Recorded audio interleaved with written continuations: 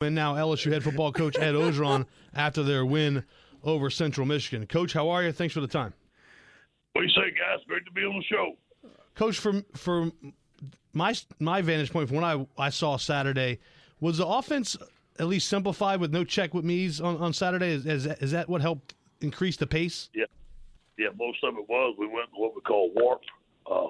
We got after it. We didn't check the play. We had a read, certain read that the quarterback had, and we went after it, and they played a lot better.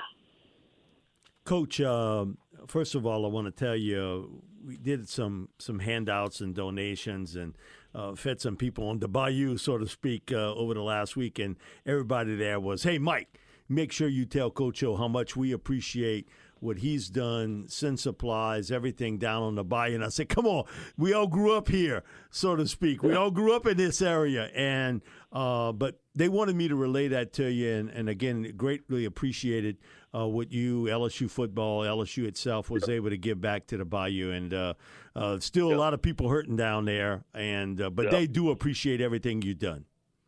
Thank you, Mike. You know, we got to thank the administration. They did it. And Greg Stringfellow drove the truck down there. And if there's anything else I can do, I'm willing to do.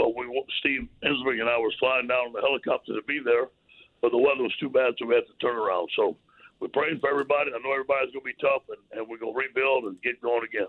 Coach, Deion Smith, I'll bring that up because I know a few weeks back you and I had talked about it, and he was coming off of an injury. And, man, did he show up big. I mean, look, he's a star-to-be player. While Butte he's a guy that you can see. He's going to be a big-time player in this program. Yeah, you know, Mike, tremendous body control, tremendous vision, great hands, good route runner, and he's just scratching the surface. Man, the guy's a freshman. Shea Hodge, who I coached at the University of Mississippi, I knew him, and we found him. You know, he's the number one player in the state of Mississippi. Came here, his mom and daddy loved it. He always wanted to be a Tiger. And, boy, what a great player he can be.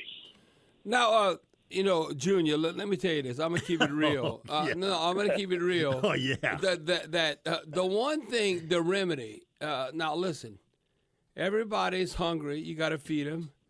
Listen, water is the gift of life. You got to have water or you're not going to survive.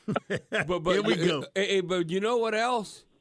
When the Saints win and LSU win, that gives life. Yeah. I mean, I know I'm telling you, going forward, how we dealing with this travesty. Come on, go Tigers, Who That Nation, go Saints. But it's amazing when you can escape for those few hours and your team's winning that you're supporting. No question. You know, it was good to see. I challenged the team on Friday night. What's our identity? I know we have a good football team. I know we have a good coaching staff, very talented, but we haven't put it together. And it was time for us to put it together. It's time for us to play LSU-style football. And for the most part on Saturday night, although our opponent wasn't as strong as we're going to see down the road, it wasn't about them. We got better in a lot of areas, but still have to improve. This is a young football team in a lot of areas that's very hungry. Now, you know, Coach O, I thought was significant because he's a big back, and I thought, I have to wait and see what's going to happen. When I look back in the UCLA game and the big running back, but Lou Nichols, the third, y'all shut his behind down. I mean, he didn't do jack, and he was very capable considering he was like freshman of the year and all that. So to me, that's significant. All I know is, Coach O, you're a defensive guy. I'm an offensive guy. I know if you can make a team one-dimensional.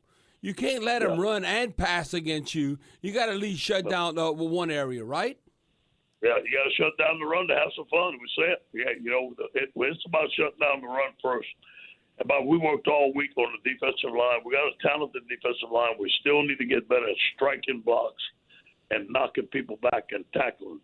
And I thought we made a big jump in that area Saturday night. Coach, how big of a loss is Andre Anthony?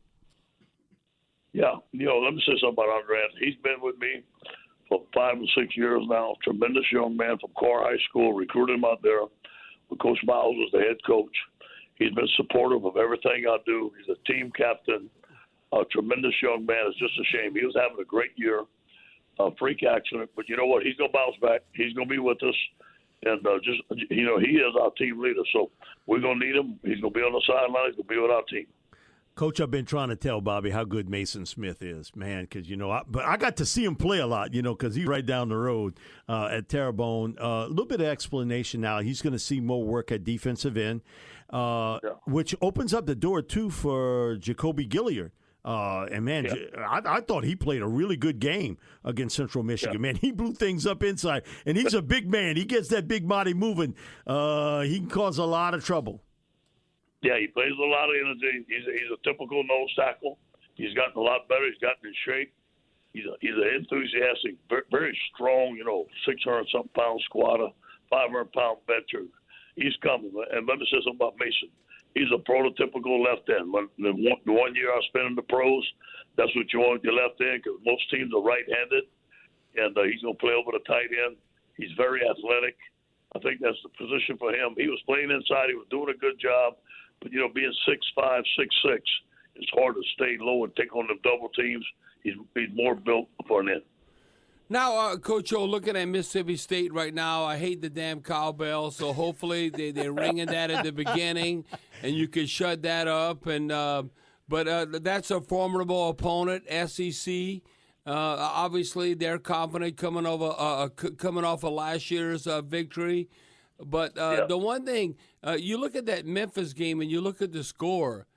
I mean, to me, the defense did their job for Mississippi State. It was kind of like special teams, turnovers kind of shot themselves in the foot. So what have you seen on film when you look at Mississippi State and what you're facing? Well, think about this now, Bobby. Arnett, I interviewed him over here. He's a very talented defensive coordinator. He's a 4-2-5, but he gives you some looks that's very difficult to pick up in a blitz package. He will identify protections, and he knows how to get after them. But as you know, when you start in the SEC, there's always great defensive linemen. Tyrus Reed and Jaden Crumley are two excellent defensive linemen. They play hard. They play fast. Now, Coach O, when you look and you're trying to solidify the offensive line, where are you at? It's like because you have a left-handed quarterback kind of right in his face, the left tackle position. Where are you at right now going forward? Yeah, we're still waiting for Cam Wire to get healthy. He's questionable this week. We played a couple of guys last week, and they struggled, and they weren't ready to play. They're young guys. They're going to be good players, but as I said, down the road, those guys are not ready to play, and they showed it. And they knew it. They did some good things, but they were not ready to play. So we're still looking for a left tackle. Is it Anthony Bradford? Is it Garic Detillier? Is it Cam Wire coming back? We don't know yet. Coach, earlier you were telling a story how you challenged the team about establishing their identity. Do you feel like you did that, or still a work in progress? I feel like we made progress. I feel like we played. I feel like we played like a team that was in sync. We protected the quarterback. We only had one sack. We didn't run the ball like we want to, but we got the ball in our playmakers' hands in space, and we beat one-on-ones. I thought our quarterback played lights out. He threw the ball well, especially the deep ball to our receivers. We started off the game throwing up the deep ball. We wanted to open up the defense and then open up the pass, open up the run, and we did that. We ran the ball with Corey Connor. So we made some improvement. I thought defense was lights out. We had 2 missed assignments, which we can't have, 2 busts. But other than that, they played lights out.